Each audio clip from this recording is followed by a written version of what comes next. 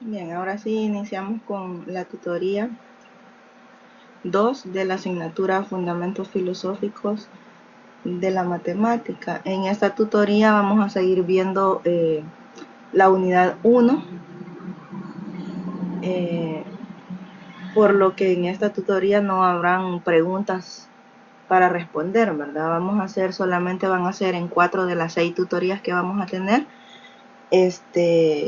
que van a responder esas preguntas, ¿verdad? Las preguntas generadoras se van a hacer por unidad. Entonces, como ahorita estamos continuando con la unidad 1, no se van a responder preguntas, solamente la tutoría, ¿verdad? Y aclarar algunas dudas que puedan tener ustedes.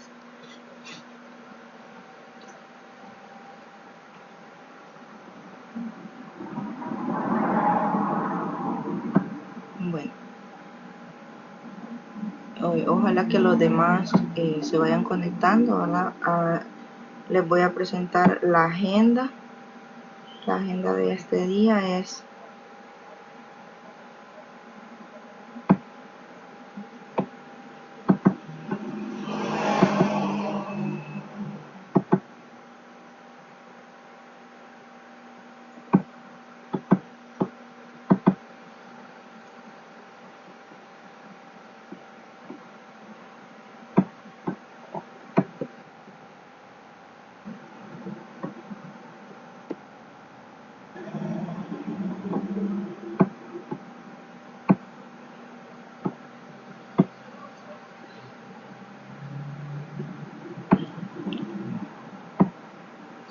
bien, bueno, ahí la hora está mal escrita, ¿verdad? Porque es de 8 a 10 la tutoría, no de 10 a 12. Eh, la bienvenida, ¿verdad?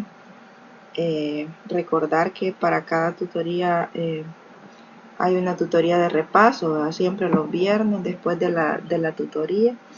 Los viernes a las 7 una tutoría de repaso, si ustedes no se pueden conectar. Igual la tutoría queda grabada, ¿verdad? Ya esta semana se inician con los contenidos de la segunda unidad, que ya está ahí en plataforma. Y los temas que vamos a ver en esta tutoría son los paradigmas filosóficos de la matemática. Vamos a seguir con los postulados, ahora de la filosofía medieval, la escolástica, la renacentista, los postulados básicos de las principales escuelas filosóficas contemporáneas y la educación en los sistemas educativos idealistas, siempre del mismo material, ¿verdad? De los paradigmas filosóficos de la matemática. También vamos a tratar el otro material que ya está en plataforma también, que es la incidencia del modelo epistemológico sobre la práctica docente. Este archivo a mí me dio problemas, no sé si ustedes ya lo pudieron descargar, pero yo no lo descargué y no se veía nada porque todo es como con imagen. Entonces solo se ve así abriéndolo desde el navegador, ¿verdad? Ya si lo quieren descargar y ponerlo en PDF, ya a mí no me aparecía nada. Bueno, en ese documento se va a hablar sobre el euclidianismo como modelo general del saber matemático, el teoricismo, el tecnicismo, los modelos epistemológicos, la enseñanza y aprendizaje a través del modernismo, el procedimentalismo y el aprendizaje de la matemática como construcción de conocimientos. Y después, por si tienen algunas dudas, consultas con respecto a la tarea 1. Bien, entonces iniciamos con el primer tema, que es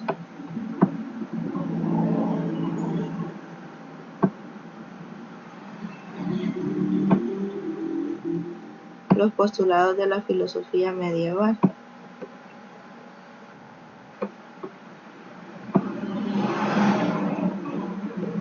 Los postulados de la filosofía medieval Dice que la filosofía griega representada por Sócrates, Platón y Aristóteles había dado una orientación práctica al saber, dirigiéndolo hacia la felicidad del hombre. Entonces aquí se comienza a hablar sobre lo que es la felicidad del hombre, el cristianismo, ¿no? A lo largo de estos primeros ciclos, eh, la progresiva expansión de lo que es el cristianismo y también otras religiones, ¿no? Iban provocando la aparición de otros modelos de felicidad, ¿verdad? Entre comillas, que está relacionado ya a lo que es la salvación individual, ¿ya? Entonces aquí ya se comienza a hablar de esa parte, ¿verdad?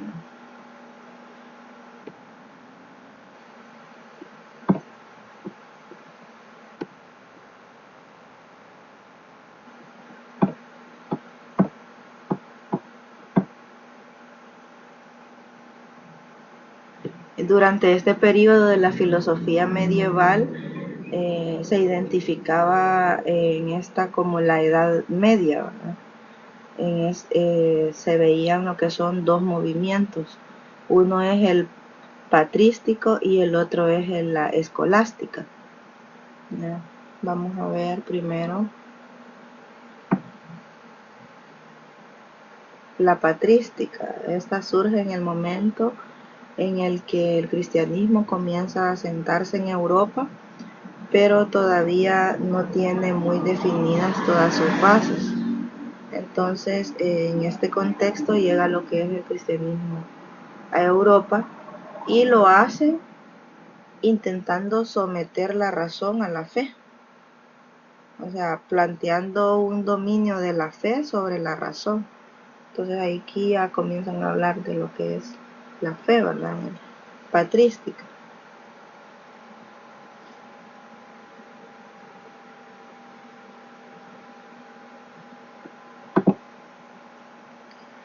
Luego está la filosofía, bueno, en ese momento la filosofía, siempre hablando de la filosofía medieval, se nutre del pensamiento aristotélico y platónico, o sea, de Aristóteles y Platón, así como del estoicismo, y busca el modo de sintetizar estos planteamientos dentro de la doctrina cristiana católica, sin que pierda su carisma, dice, pero sin establecer una ruptura clara con el pensamiento anterior. En esta filosofía, el filósofo por excelencia fue San Agustín. Vamos a ver el pensamiento que tiene San Agustín.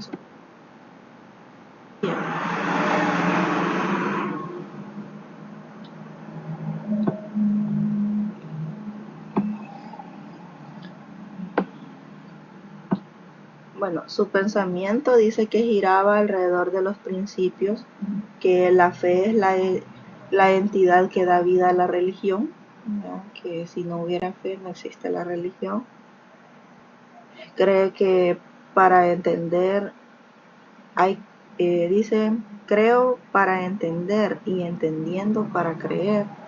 O sea, tiene que creer para poder entender, pero también tiene que entender para creer, ¿verdad? Entonces es como hablando siempre de la fe. Otro pensamiento que tenía dice que buenos días, Wilber. Bueno, un gusto estar con ustedes ahí. Ya veo que varios se han ido conectando.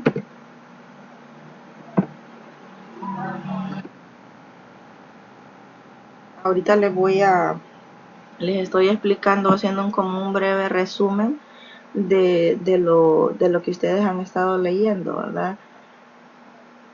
Sí, estamos en grupo virtual 3. Estoy con los de ese de San Miguel también. Y después de verlo, como en resumen de todo lo que ustedes están leyendo, pues vamos a ver las dudas que tengan, ¿verdad? pues con lo que han leído y con las tareas que tienen pendientes. Yo estoy pendiente de calificarle su, su foro académico. Ya estoy trabajando en eso, pero todavía no les he agregado las notas en plataforma.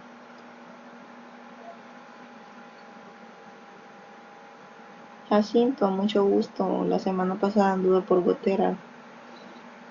Anduvimos ahí con la otra asignatura. Un gusto de estar ahí con ustedes. Bueno, siguiendo con el pensamiento de San Agustín, dice que el hombre está conformado por un cuerpo físico y un alma. Aquí ya hablan de, aparte de la fe, es la cuestión del alma, ¿verdad? El cuerpo y eso de que el alma no muere, habla de la moral, el bien.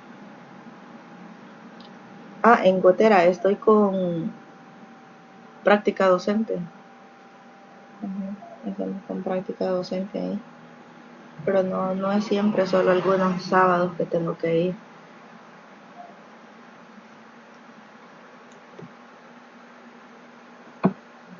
Bueno, también ahí está un material, en el material, perdón, hay un video para ver sobre la historia de la filosofía medieval. Es un poco largo, por eso no se los puse acá, porque pretendía ponerlo para verlo un ratito, pero está un poco largo. Pueden verlo ahí. Si tienen Linux, solo le dan clic ahí en el enlace, y si no tienen Linux, tienen que copiar el link y ya en YouTube pueden verlo.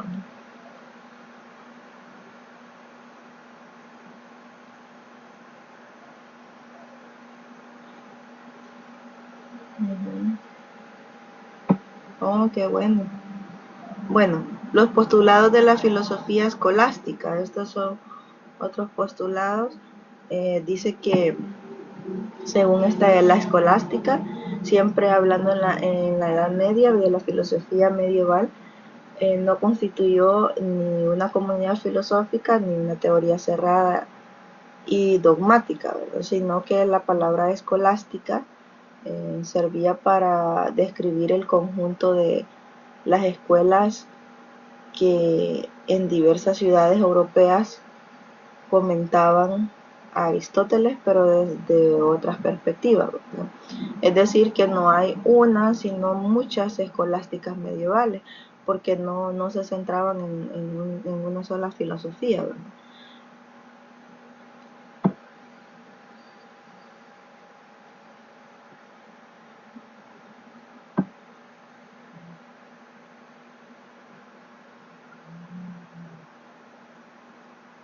Los maestros gozaban de gran fama y los grupos de alumnos se desplazaban por diversas universidades europeas para poder escucharle.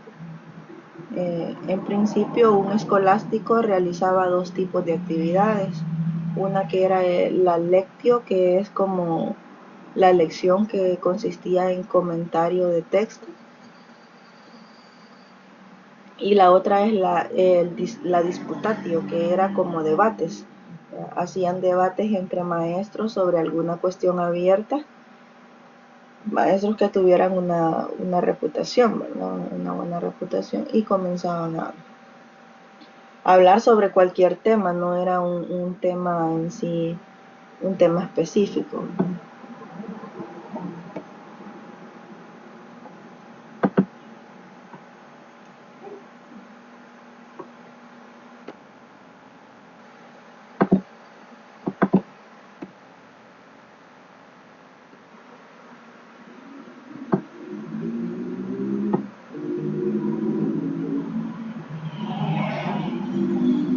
Este Santo Tomás de Aquino tenía como pensamiento el conocimiento natural por parte de la experiencia. No obstante, no podemos conocer todo sobre Dios a partir de su obra, dice, pues Dios es infinitamente superior a su creación, y para nosotros seres sumamente imperfectos, es imposible llegar a comprender a Dios en todo su esplendor. Eso es lo que pensaba Santo Tomás de Aquino, que el hombre es una única substancia con dos principios, que era el cuerpo y el alma, pero que no tenemos esa capacidad de conocer como en todo a Dios, porque no somos seres imperfectos, ¿verdad? Nada más Dios es el único perfecto, dice Santo Tomás de Aquino.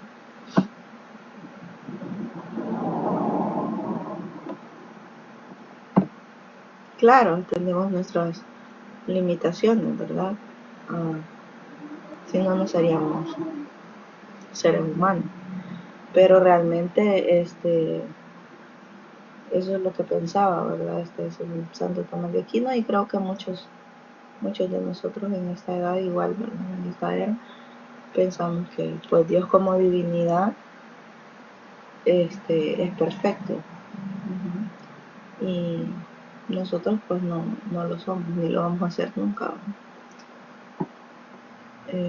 Los postulados de la filosofía renacentista se entiende por renacimiento el siglo de la renovación ideológica y artística que durante los siglos XV y XVI comienza en Italia y se extiende alrededor de Europa,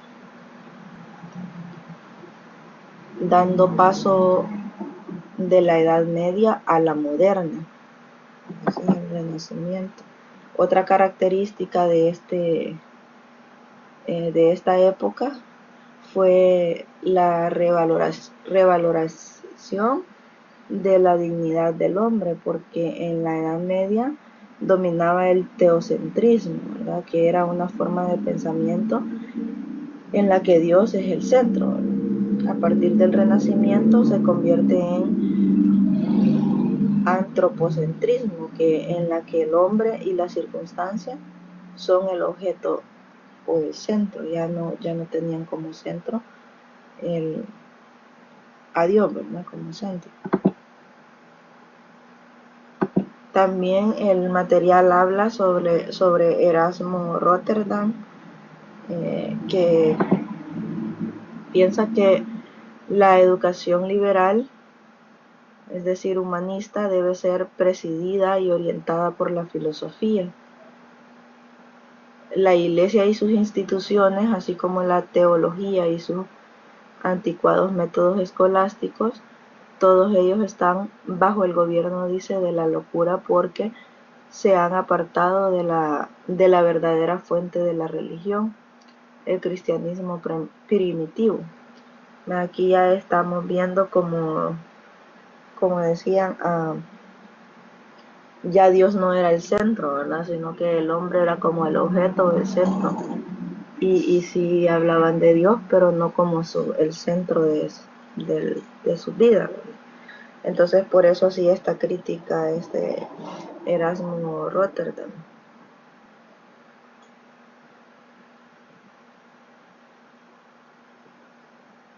No sé qué piensan ustedes de eso. ¿Algún comentario?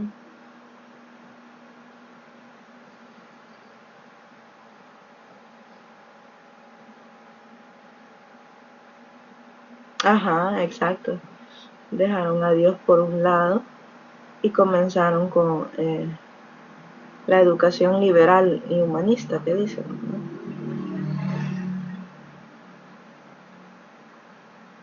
Correcto. Se basa en el egocentrismo.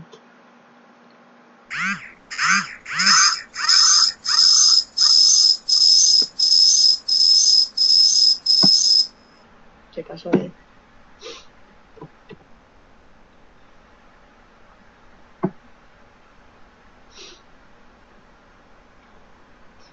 Sí, ¿verdad? Y hasta ahora, bueno, en algunas instituciones sí toman como a Dios como el centro de su,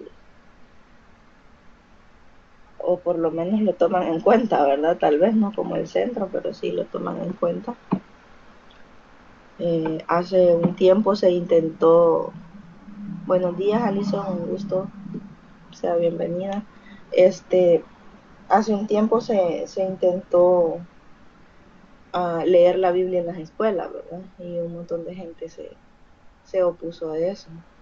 Entonces, tal vez no, o sea, no es esa la causa de tanta delincuencia y tantas cosas, pero pienso que eso habría ayudado un poco a que no estuviéramos como estamos ahora en día.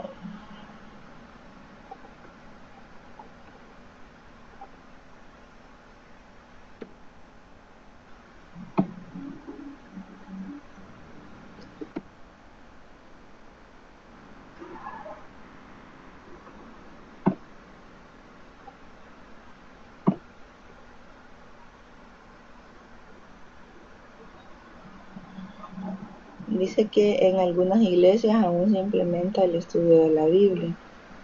Ajá, sí, en las iglesias sí, pero en las escuelas, en las escuelas no, ¿verdad? Es bien difícil. Solamente que sea un colegio que ya tenga definida una religión, entonces ellos sí, ¿verdad? Leen la Biblia, hacen sus devocionales, etcétera, y les inculcan esos valores espirituales a sus estudiantes. Pero en las escuelas públicas no. Ajá, un colegio católico, ajá. Sí, porque ahí les enseñan, ¿no? También los colegios cristianos, bueno, los colegios cristianos hacen devocionales, ¿no? Leen la Biblia, a veces antes de iniciar cada jornada se lee un versículo de la Biblia, se hace una oración. Igual en los colegios católicos les enseñan su doctrina, incluso tienen capillas a veces dentro de las instituciones para poder hacer misas o algún evento, ¿verdad? Religioso. Ah, también, sí. Dice Adilio que se rumora que en el área de bachillerato y tercer ciclo quieren implementar la materia de religión. Oh, sí. Bueno, se reciben clases de religión en los colegios católicos y cristianos, ¿verdad? Sí, hay una clase que se llama de educación bíblica o de religión.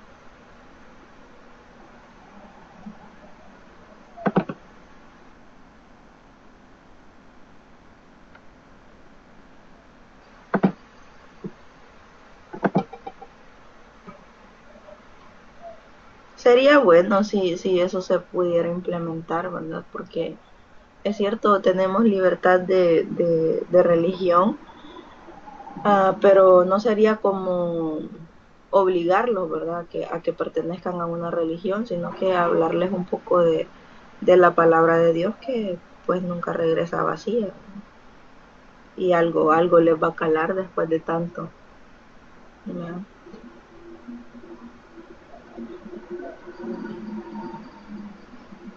Ajá, en un colegio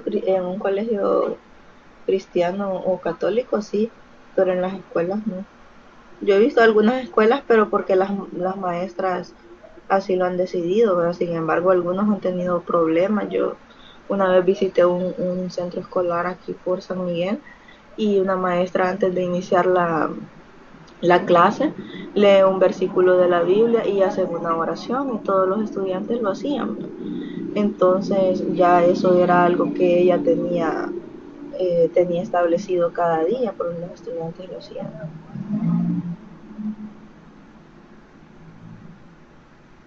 Ajá, dice que en el instituto público daban espacio para leer un poco de la Biblia cuando llegaban los cristianos. Ah, sí, sí, ¿verdad? Algunas instituciones, porque otros no. Ahí en la escuela donde yo trabajo hay un grupo de señoras que llegaba todos los miércoles a darles estudio bíblico a los alumnos. Entonces a ellos les parecía interesante de las historias de la Biblia, ¿verdad? Entonces les dieron su libro ahí en el que iban leyendo y aprendiendo de la historia de la Biblia, de la creación, etcétera. Ajá, dice que y quiera hacer uno, eso es bueno, ya que se convierte en un hábito, claro. Yo considero que sería de gran provecho el hecho de dar clases de religión en las escuelas. Sí, la verdad es que sí, porque eso aparte de reforzar los valores, ¿verdad? Los valores que cada día se les inculca a los estudiantes, pues ayudaría a mejorar muchas actitudes, ¿verdad? Muchas formas de pensar, pensamientos de malos pensamientos, ¿verdad? Que a lo mejor o no tienen una buena orientación en sus hogares, esos estudiantes, y por eso tantos problemas, ¿verdad? De delincuencia y todo eso.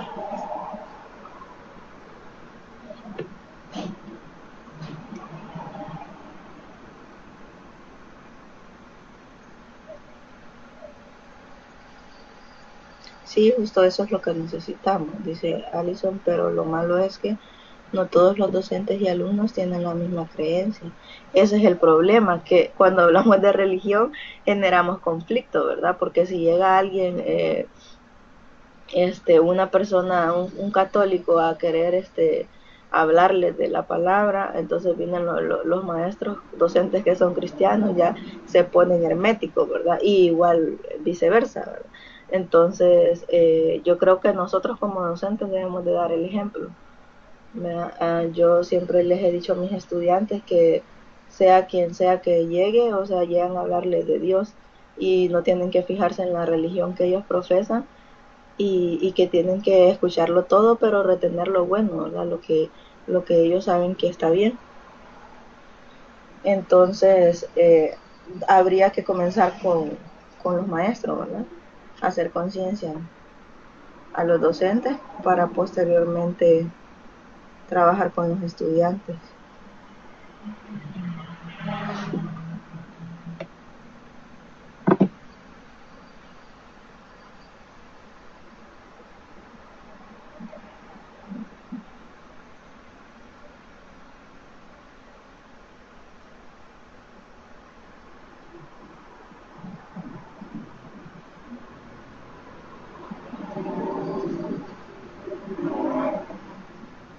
Ajá, sí, se tendría que hablar en general, porque igual dice todas las religiones hablan de un mismo Dios. Ajá, sí, es que la parte de un solo Dios, o sea, todos estamos de acuerdo. La cuestión es la doctrina que tiene cada religión. ¿Verdad? Si ya comienzan a hablar de cosas doctrinales o cuestiones ya propias de la religión, ¿verdad? Entonces ya se salen del contexto y se forma un pretexto para iniciar un conflicto. Entonces sería centrarse en hablar de Dios, como les digo, en la palabra de Dios, porque pues hablamos de un mismo Dios, ¿verdad? A excepción de los que creen en otros dioses, ¿verdad? Como Buda o otros dioses que no tienen nada que ver con el Dios que conocemos, ¿no?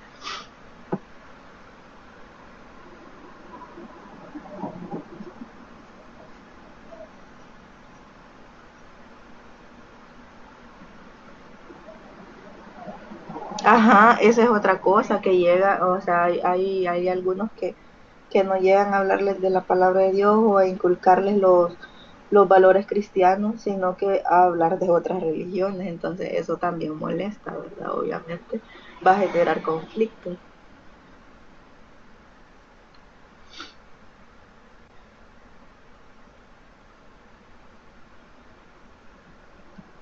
Dice, lo mismo pienso yo, no quererlos inclinar a una sola religión. Sí, ahí al final como es de libre albedrío y cada quien decide qué religión profesa, ¿no? Bueno, hablando de otro personaje ahí, Conde Giovanni Pico de la Mirandola, son nombres como muy extraños, ¿verdad?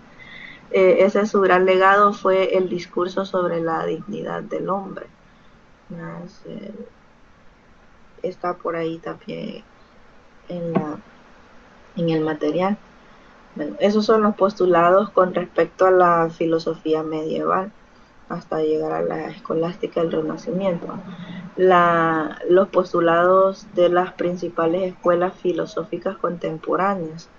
Bueno, tenemos ahí el idealismo. Los principales representantes de esta filosofía es Platón, Descartes, Immanuel Kant, que ya hablábamos de este autor, ¿verdad? José Guillermo, Federico Engels. Esos son los representantes del idealismo. Está el realismo, que está tomado por Aristóteles, San Anselmo de Canterbury, Pedro Abelardo y Santo Tomás de Aquino.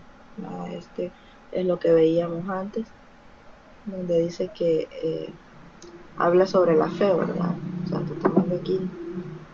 El pragmatismo, que es una acción útil si se puede alcanzar el objetivo que se propone, ¿verdad? Eso es pragmático, alcanzar el objetivo que se propone. El positivismo, se me murió esto.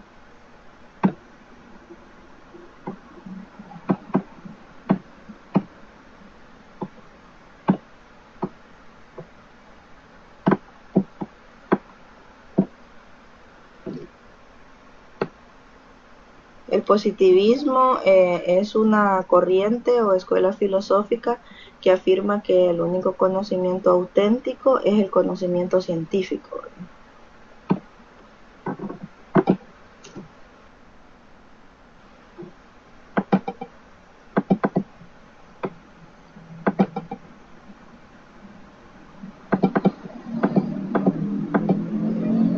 Y está el constructivismo.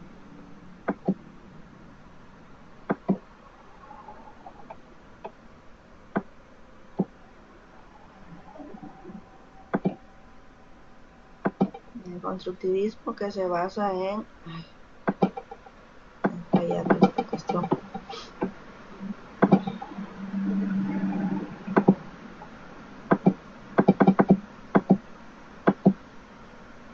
en construir su propio conocimiento a partir de las experiencias, ¿verdad?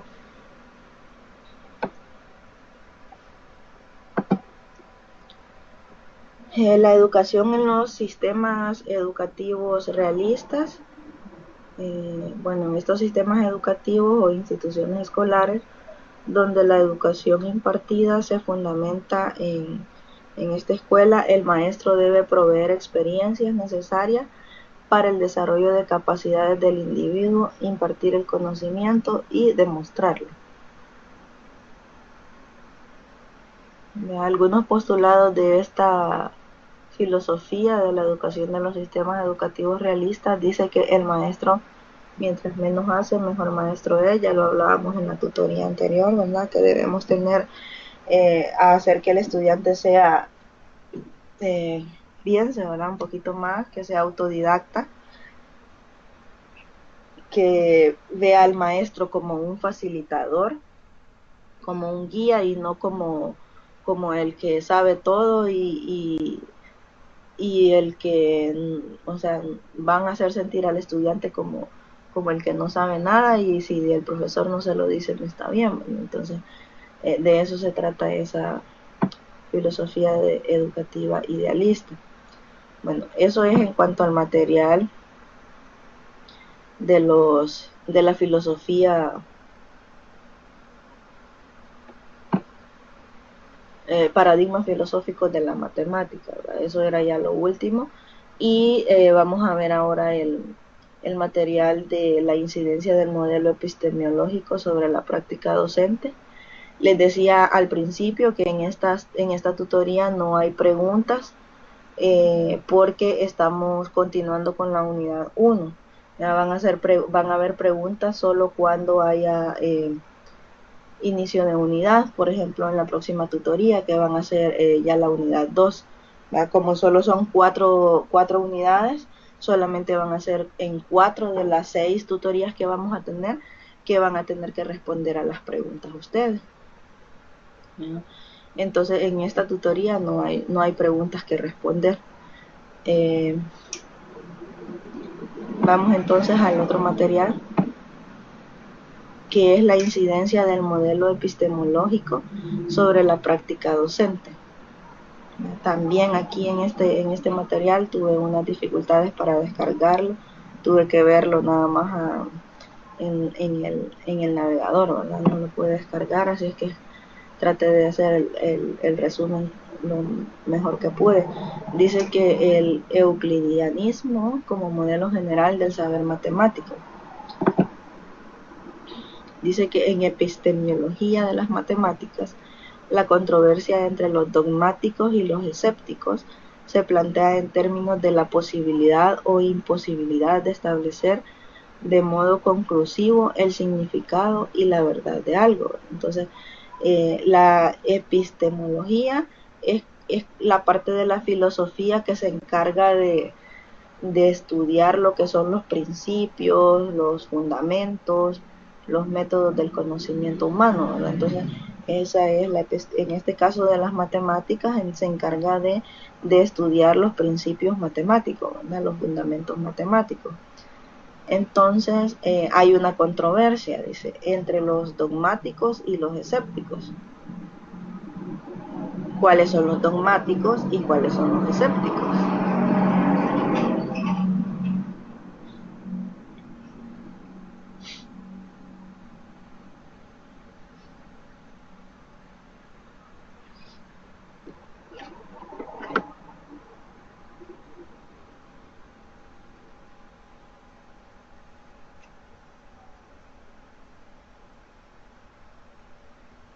En plataforma les aparecen 6 unidades, dice Adilio.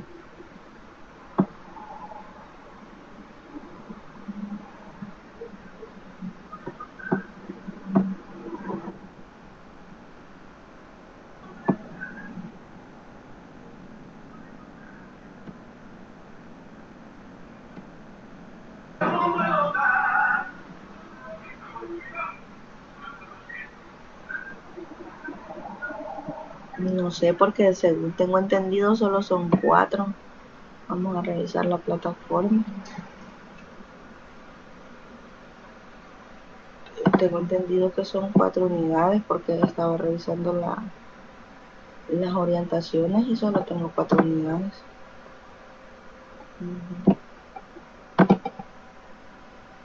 Solo que les hayan dividido las unidades por tutoría. Sí, les aparecen 6, es cierto.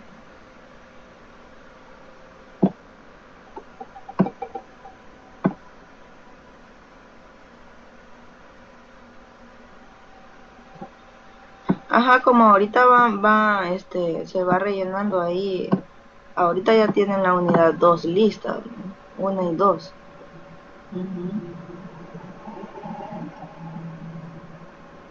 Pero en la unidad 2, o sea, sí son 6 unidades en la plataforma, pero en cuanto al material solo son 4, porque si ustedes se fijan ahí, revisen la unidad 1 y todavía en la unidad 2 aparecen los paradigmas filosóficos de la matemática, porque es la continuación de ese tema, ¿verdad? Entonces,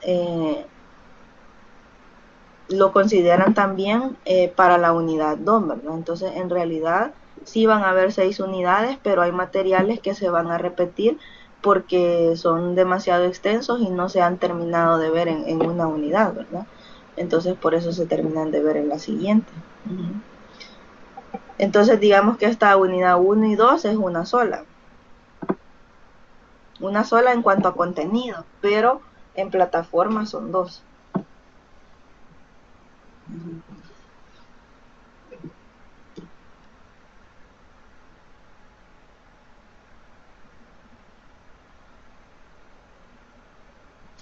Bueno, entonces estamos hablando de los dogmáticos y de los escépticos. Los dogmáticos son aquellas personas que estudian los principios teóricos sobre los cuales se sustenta la fe, ¿verdad? En Dios y sus obras. Y los escépticos son los que en su doctrina de conocimiento les exige dudar, ¿verdad? De la información que se haya que se haya provisto, ¿verdad? De la cual no tenga como una evidencia tangible o real. Entonces esos son los escépticos. Por eso es que hay una controversia entre los dogmáticos, o sea, los que creen ciegamente en algo, y los que dudan de todo, ¿verdad?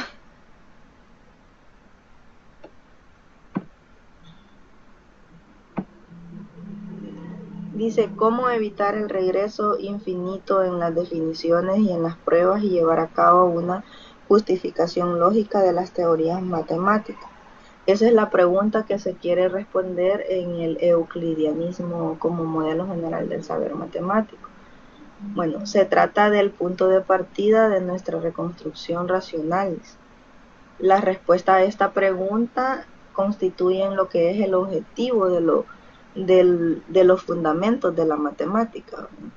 Entonces, ¿cómo responder esta pregunta? El programa de Euclidio fue una empresa racionalista que inventó a lo largo de más de 2000 años de tener ese doble regreso infinito y dar una base firme al conocimiento. Dice, ¿cómo evitar el regreso infinito en las definiciones y en las pruebas y llevar a cabo una justificación lógica de las teorías matemáticas? No regresar al principio de cómo se obtuvo alguna fórmula, ¿verdad? Por ejemplo, sino de justificar la lógica de esa fórmula o de ese procedimiento. Bueno, hablamos también del teoricismo. El teoricismo, cuando en un sistema de enseñanza predomina el teoricismo, se da una gran preeminencia al momento en que los alumnos se encuentran por primera vez con los objetos matemáticos que le presenta el profesor. Bueno, una característica importante del teoricismo radica en el supuesto implícito de que los problemas son relativamente ajenos a las teorías matemáticas, es decir, no juegan ningún papel importante en su constitución ni en su estructura. Entonces se basan solamente en la teoría, ¿verdad?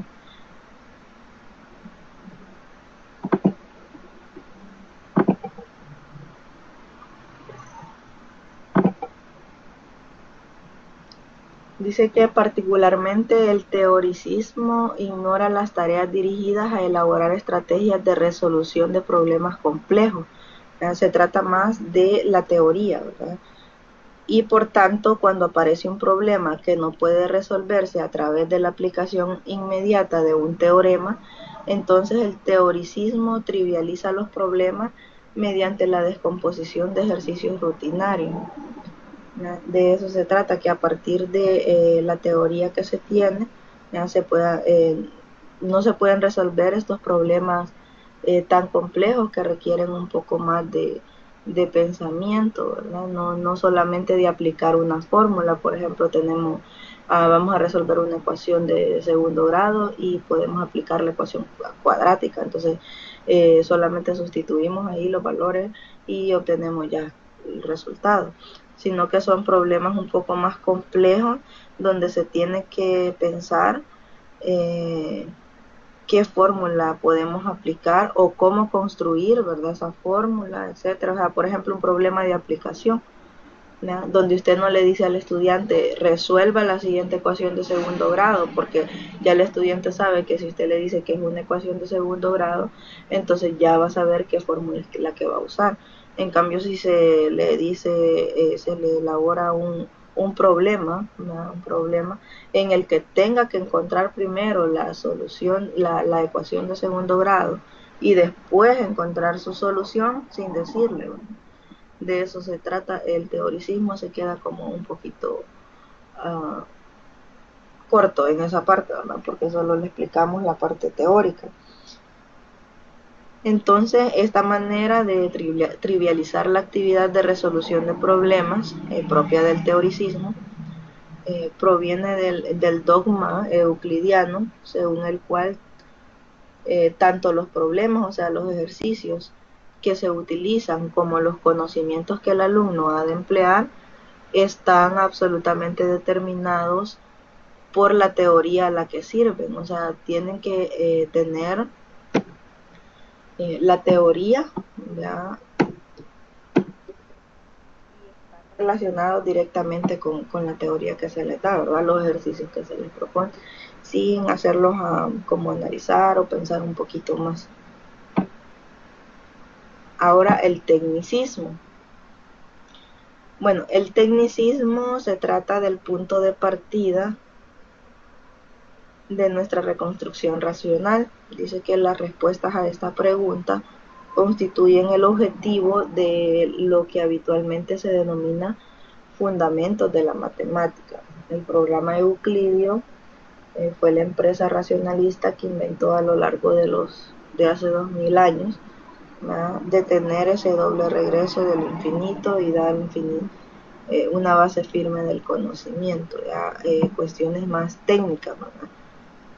En este punto aparece natural volver a lo básico,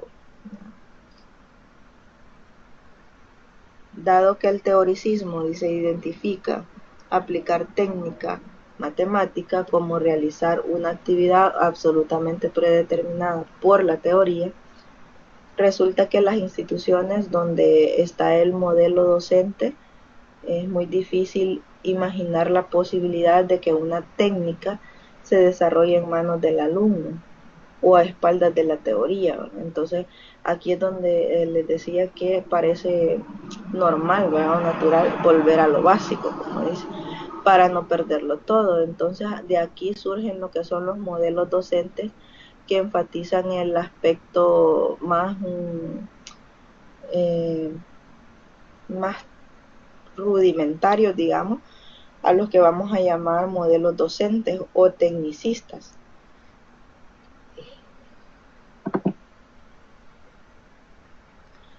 Y los modelos epistemológicos cuasi empíricos, históricamente el punto de reflexión de la epistemología de las matemáticas tuvo lugar a partir de la edad de la década de los 70, debido a los trabajos de Lakatos, se llama el autor, ¿no? Bien, dice ahí, en la técnica del teoricismo, algunos de mis profesores utilizaban esos métodos de enseñanza desde que estudié en básica y media. Ajá, sí, ¿verdad? En esa parte del teoricismo, muchos maestros aún todavía, ¿verdad?, utilizan eso de, de que las cosas se hacen como están ahí en el libro, ¿verdad? Entonces, muchas veces un estudiante puede encontrar la solución de un problema de otra manera, ¿verdad? No necesariamente aplicando la fórmula o aplicando este, el algoritmo que nosotros le hemos enseñado, ¿verdad? Sino que puede ser de alguna otra forma, pero el docente no lo acepta porque no es de la forma de como él le enseñó, ¿verdad? O como él sabe hacerlo.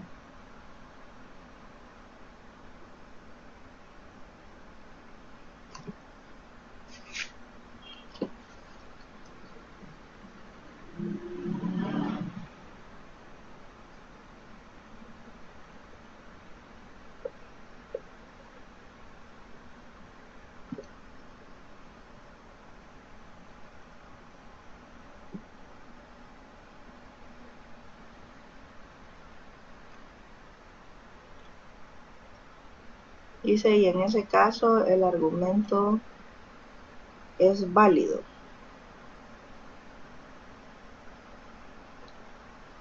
Bueno, depende si se basa.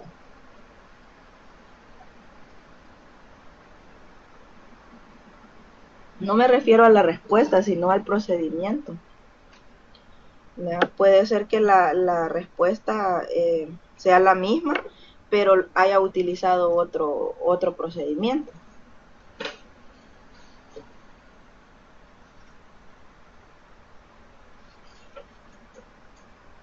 Obviamente habría que verificar si ese procedimiento es correcto, ¿verdad? Y no solamente por llegar a la respuesta, a la misma respuesta, va a estar buena, ¿no? Sino que habría que ver que ese procedimiento que ha utilizado está basado en lo correcto, ¿verdad?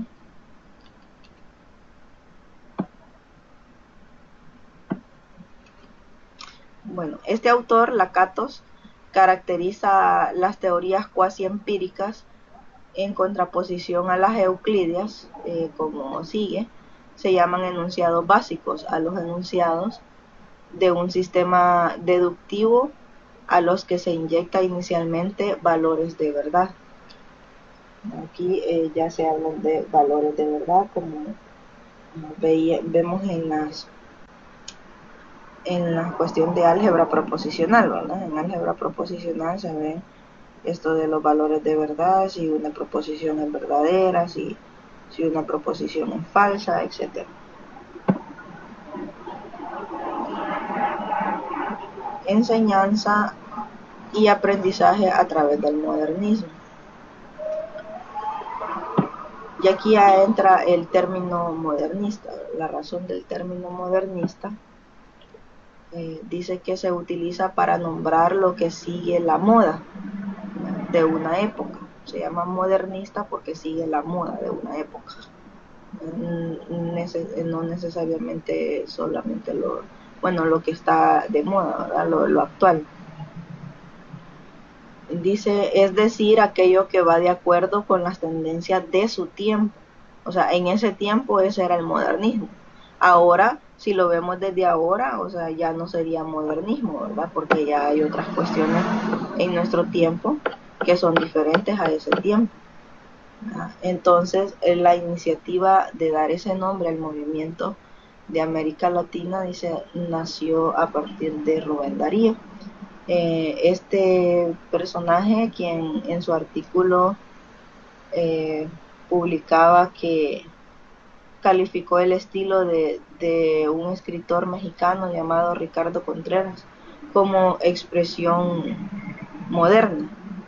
2 años más tarde, un comentario sobre la visita realizada a Ricardo Palma empleó el término modernismo para calificar un espíritu nuevo que movía a un grupo de escritores. Entonces, porque era algo nuevo que estaban escribiendo y todos estaban escribiendo de esa forma, entonces lo llamó modernismo, y de ahí viene, ¿verdad?, esa parte.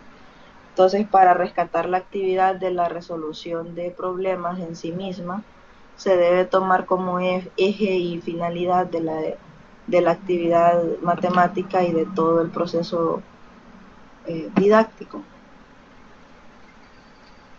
Los modelos docentes modernistas. En la forma de considerar el proceso didáctico, que surge inicialmente como reacción a las evidentes limitaciones de los modelos clásicos, bueno, en estas instituciones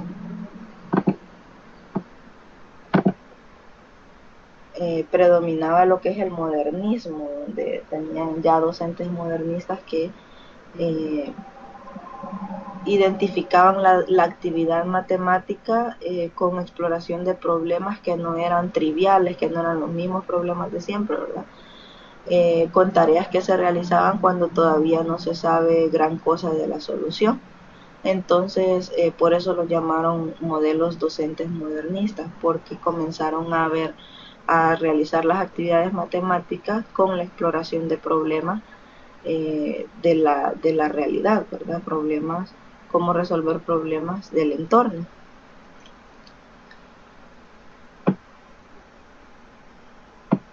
El procedimentalismo. Bueno, el procedimentalismo asigna, dice, a la ética la tarea de descubrir los procedimientos legitimadores de las normas. Los procedimientos bien estructurados les permiten a los individuos distinguir qué normas de las sugeridas en el mundo de la vida son correctas. Estos procedimientos tienen la función de actualizar el concepto de voluntad racional y para que se puedan asumir el carácter universal. Bueno, esto era lo que teníamos en los programas anteriores, antes de SMATE, ¿verdad? Teníamos los contenidos procedimentales. Cuando hablamos de procedimentales es el procedimentalismo, ¿verdad? Esta teoría dice destaca el poder de abstraer del mundo de la vida con el fin de analizar mediante un procedimiento racional el mismo mundo, o sea, traer las matemáticas a la vida, ¿verdad? Aplicarlas a la vida, porque al final los estudiantes siempre nos preguntan, ¿y esto para qué nos va a servir, ¿verdad? En la vida? Y se dan cuenta de que las matemáticas son importantes para la vida, ¿verdad? Que la mayoría, si no todas las cosas, podemos o requiere matemáticas para poderlas resolver, ¿verdad? La mayoría. Entonces, de eso se trata el procedimentalismo. En el procedimentalismo no se pretende analizar el papel que juegan las teorías matemáticas en el aprendizaje ni la relación con la actividad de la resolución de problemas. Y tenemos el aprendizaje de las matemáticas como construcción del conocimiento. De esta analizamos dos nuevos modelos docentes que denominamos el psicológico y el matemático. Todos los modelos docentes fuertemente influenciados por una epistemología constructivista suelen ser acompañados de una teoría de aprendizaje, ya sea una psicología genética o una psicología social. Entonces, si estamos hablando de epistemología constructivista, estamos hablando de que debemos tener esa capacidad, ¿verdad? Para que los estudiantes puedan desarrollar las competencias de aprender haciendo, ¿no? La mejor forma de aprender es haciendo.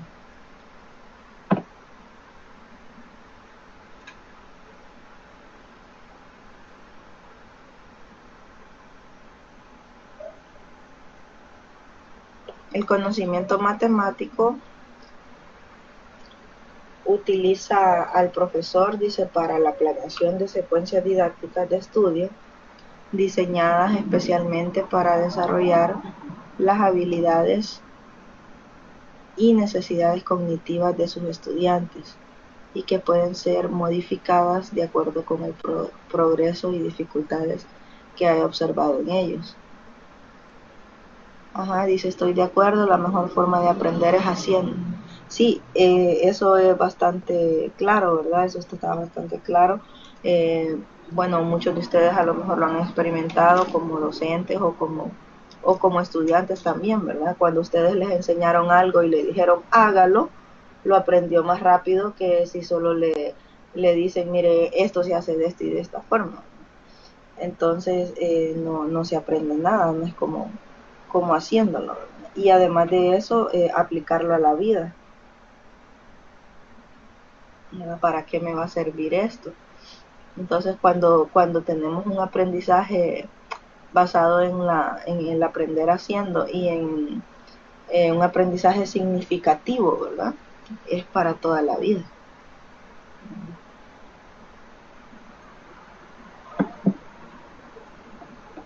Bueno, una pregunta que sale allí en el documento dice, ¿por qué enseñar matemáticas con nuevos métodos activos para conseguir la construcción del conocimiento matemático?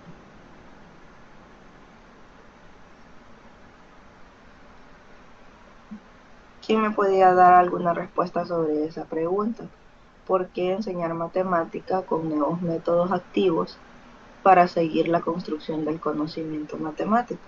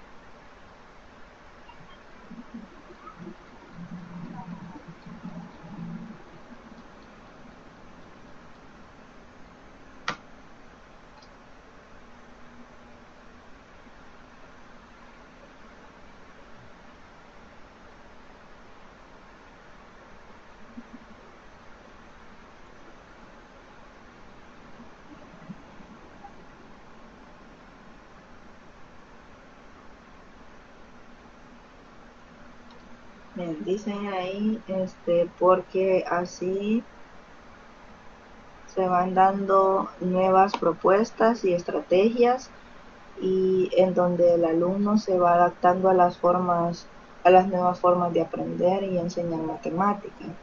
Ajá, muy bien.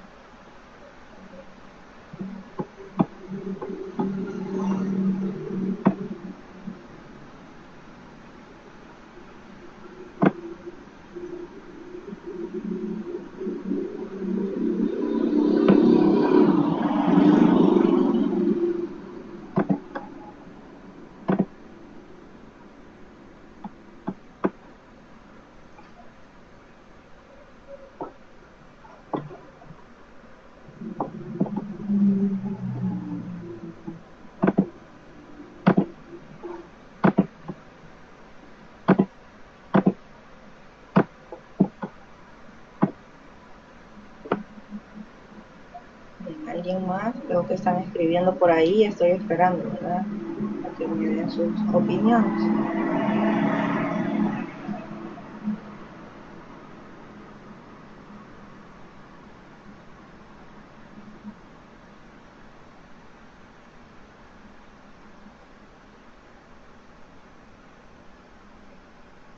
Dice Adilio, porque enseñando matemática de una forma activa se tiene un mejor aprendizaje por parte del alumno, ya que se le enseña matemática de otra forma y no de la forma tradicional, que aparentemente es aburrida para muchos alumnos. Ajá, correcto, ¿verdad? Que si solo están ahí frente al pizarrón, están escribiendo lo que el profesor escribe en la pizarra y luego les pone un ejercicio. Entonces es como un poco más tedioso para ellos, ¿verdad? Y se tienden a aburrirse y a prestar atención a otras cosas distintas, ¿verdad? De la clase. En cambio, si se hace con métodos de participación activa, es mucho más interesante para el estudiante y mucho más significativo el aprendizaje. Dice que con las nuevas herramientas matemáticas, en el caso de programas matemáticos, es más fácil el desarrollo de un problema matemático a través de una computadora, teniendo en cuenta las fórmulas que se han propuesto en los materiales didácticos. Ajá, también, ¿verdad? Hay muchas herramientas, incluso aplicaciones. Mira, yo he visto algunos de mis estudiantes en la universidad que andan con una aplicación que se llama Photomat, entonces donde solo le toman la foto a la ecuación que quieren resolver y Photomat les da el procedimiento, o sea, les da la respuesta, les da el procedimiento, el tema de donde se saca ese procedimiento, etcétera. También nosotros tenemos GeoGebra, que es una herramienta bastante útil para muchos procedimientos matemáticos. Entonces, estas herramientas nos ayudan, ¿verdad? Tanto a ahorrarnos tiempo, porque a lo mejor no es el objetivo en ese momento de que el estudiante aplique la fórmula, sino que le entienda, ¿verdad? Cómo, de dónde sale esa respuesta, ¿verdad? No solamente tener la respuesta. Entonces, por eso pues es bastante importante, ¿verdad? Poder enseñar matemática con esos nuevos métodos eh, métodos activos.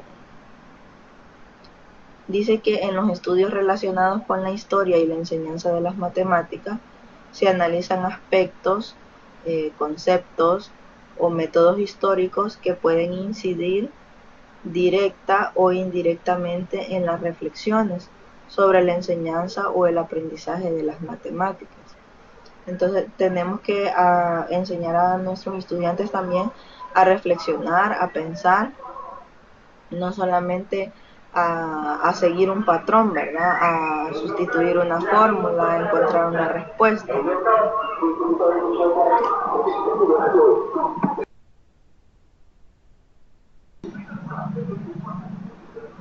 Entonces tenemos que enseñar a nuestros estudiantes a ser reflexivos, ¿verdad? Reflexionar sobre la aplicación de una fórmula, de un procedimiento, etcétera.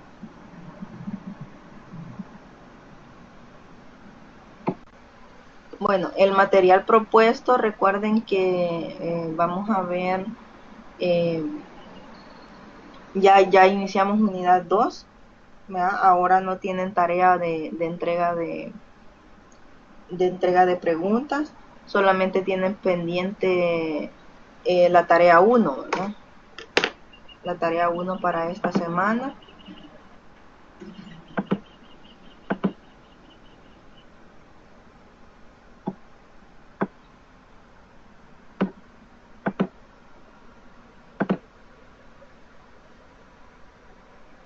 Ajá, las presentaciones, bueno, aquí está como se las hice llegar la vez pasada, está ahí. Y también, bueno, se las puedo mandar también al grupo, ¿verdad? Entonces, ajá, es el mapa, ¿verdad? Ahí tienen la tarea 1, tienen fecha de entrega.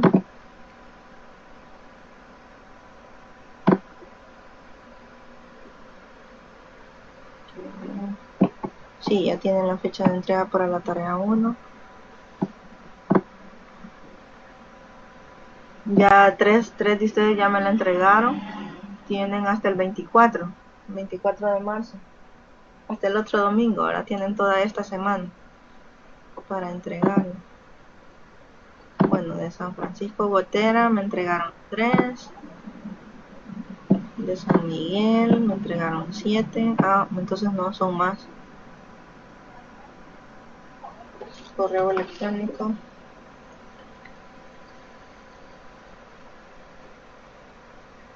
Ok, yo les envío entonces ahí al correo electrónico la presentación también, ¿no? Para que la tengan. Es lo mismo que tienen ahí en el documento, en los documentos, pero en resumen, ¿no?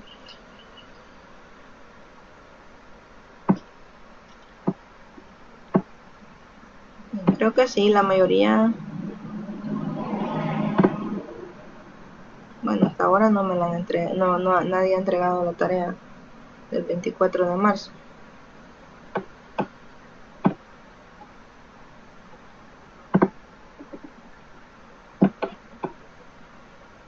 Esa es su primera tarea, corresponde al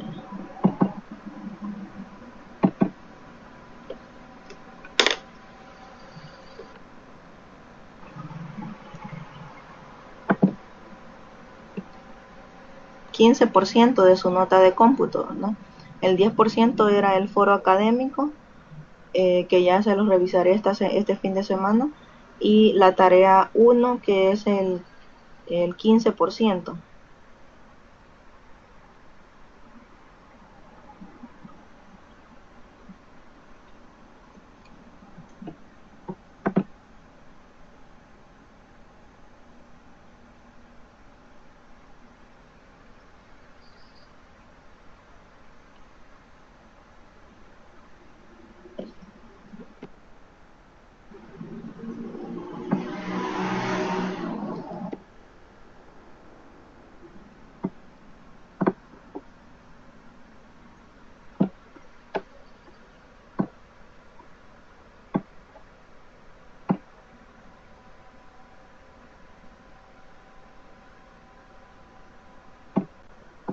Bien, dice cualquier duda que tenga sobre la tarea se la haré llegar a través del foro de dudas. Sí, por favor, yo estaré pendiente ahí de cualquier duda que ustedes tengan con respecto a esa tarea. Traten de hacerla lo más pronto posible, porque recuerden que si esperan al último día, a veces la plataforma se satura y después hay problemas para entregarla.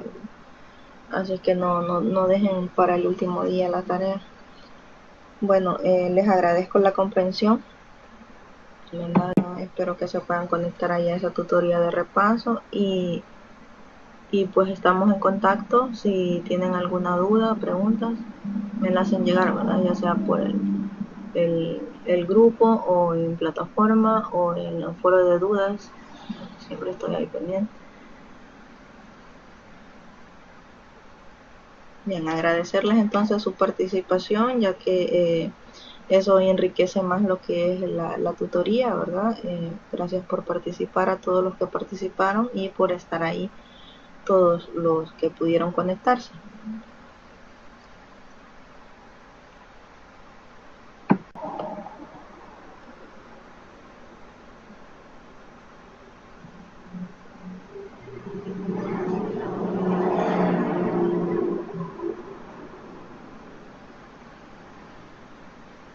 Bien, bueno, que pasen un fin de semana, un buen fin de semana, ¿verdad? Y que su siguiente semana sea de éxitos. Saludos a todos. Muchas gracias.